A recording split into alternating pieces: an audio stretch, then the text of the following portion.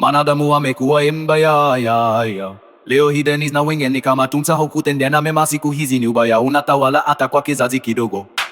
Mungu tumemuacha na kuelekea kwa dunia.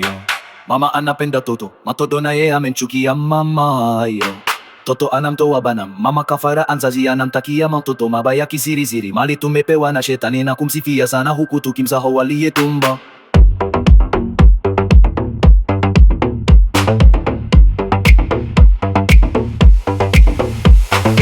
Wanadamu wanamkana mwenzake wakati wa shida. Ndoto zimekuwa tu ndoto, hamna kutimia tena. Jirani ametoa hela, jirani yauliwe tena kwa upanga. Mbona wewe dunia umejitawala sana? Wapi waliosema hawachi Mungu hata mawimbi yakija? Nani atasimama mbele ya Mungu kutetea sisi? Hongera kwa anayetenda mema, hila chunguza unawatendea. Ningependa kuona undugu, uzalendo, haki na amani, lakini naona kilio kwa wanaofaa haki.